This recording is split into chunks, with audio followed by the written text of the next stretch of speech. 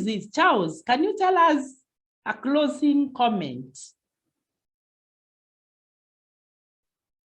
Yes, I've learned a lot of things, Mm. but the main thing I've learned was the techniques for studying smart and not hard. Mm. Yeah, so I picked the points that was study in chunks. Mm. You taught us about the Pomodoro technique, Mm. the Zeigarnik effect. Wow. You taught us about the technique for you should read 20% and recite 80%. Yeah. You taught us about spaced repetition. Yeah. That's when you study one concept and then change the concept, and then you should repeat it over and over so that you can capture what you're reading about, because the Wow. brain captures something that is repeated over and over. That's wonderful.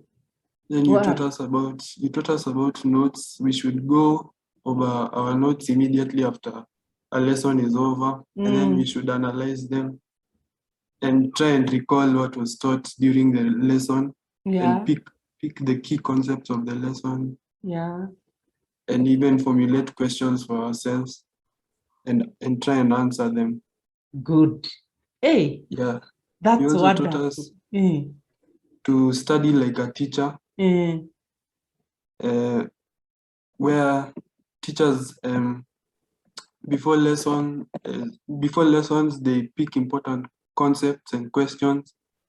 They and also after teaching, they when you're studying like a teacher, you should teach somebody so that it helps your brain remember what you've learned. Wow. You taught us also the technique for SQ4R, where you should pick a textbook and scan. Yeah. And then you should read, recite, reframe, and review. Yeah. Also about mnemonics. Yeah. That helps people remember things, like if you put something in a way that is more familiar or weird, you're able to remember it quickly and more easily. Good. You also taught us about the place that you should study without distractions, and even you should find study partners. You should study in groups alone, or you can even go and consult with teachers. Yeah. Yes, then you told us about the timetable.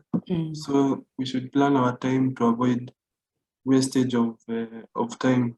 Good. And you told us the sleep is brain food. Good. You should get enough sleep before an exam, because the earlier you sleep before an exam, the better you perform in the exam. Great. Wow. I wish that all that is now what you're going to practice. I know you're going to practice that, and I'm wishing you all the best. That is very encouraging. So thank you so much, everybody.